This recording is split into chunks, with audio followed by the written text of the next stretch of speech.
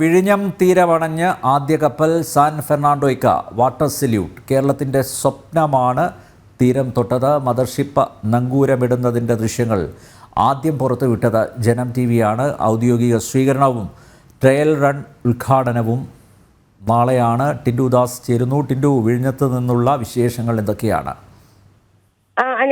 വേറെ San Fernando കൊണ്ടുവന്ന ചരക്കുകൾ തീരത്തേക്ക് ഇറക്കുന്ന പ്രവർത്തനങ്ങളാണ് ഇപ്പോൾ പുരോഗമിച്ചുകൊണ്ടിരിക്കുന്നത്. മൂറിങ്ങിനു ശേഷം ബെർത്തിലേക്ക് കപ്പൽ നങ്കൂരമിട്ടു. അതിനുശേഷമായിരുന്നു തീരത്ത് ഘടിപ്പിച്ചിട്ടുള്ള ഷിഫ്റ്റ് ഷോർ ക്രെയിനുകൾ ഉപയോഗിച്ചുകൊണ്ട് അത്യാധുനിക സാങ്കേതിക വിദ്യയോടുകൂടി നിർമ്മിച്ച ക്രെയിനുകളാണ്. അതിന്റെ നാവിഗേഷൻ സിസ്റ്റത്തെ പറ്റിയിട്ടൊക്കെ നമ്മൾ വിശദമായി പറഞ്ഞതാണ്. ഈ നാവിഗേഷൻ മദ്രാസ് IIT-യുടെ കീഴിൽ വരുന്ന നാവിഗേഷൻ സിസ്റ്റമാണ് ഈ ക്രെയിനുകളെയും മറ്റും നിയന്ത്രിക്കുന്നത്. ഈ ക്രെയിനുകളുടെ സഹായത്തോട് കൂടിയിട്ടാണ് കണ്ടെയ്നറുകൾ തീരത്തേക്ക് അല്ലെങ്കിൽ യാർഡുകളിലേക്ക് ഇറക്കി വെക്കുന്നത്.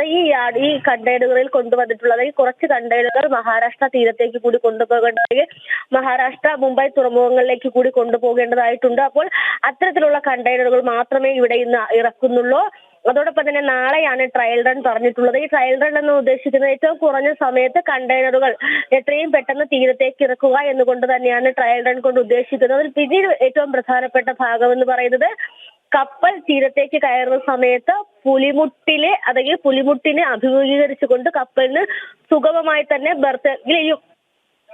വാർഫിനകത്ത് തിരിയാൻ സാധിക്കുക. അതാണ് ഒരു പോർട്ടിനെ സംബന്ധിച്ചിടത്തോളം ഒരു മദർഷിപ്പ് വരാനുള്ള ഏറ്റവും അല്ലെങ്കിൽ ഒരു മദർഷിപ്പ് ഒരു പോർട്ടിലേക്ക് കയറാൻ ഏറ്റവും അത്യാവശ്യമായിട്ട് ചെയ്യേണ്ട കാര്യമെന്ന് പറയുന്നത് ഈ കപ്പൽ വളയുക എന്നതിനെ അത് വളരെ സുഗമമായി തന്നെ നടന്നിട്ടുണ്ട്. എന്തായാലും വലിയൊരു വിജയപ്രതീക്ഷയാണ് അല്ലെങ്കിൽ വലിയൊരു പ്രതീക്ഷയാണ് വിഴിഞ്ഞം തുറമുഖം ലോകത്തിന് മുന്നിൽ വെക്കുന്നത്. വിഴിഞ്ഞത്ത് ആദ്യ ചരക്ക് കപ്പൽ നങ്കൂരമിട്ടു. നമ്പ്യാർ.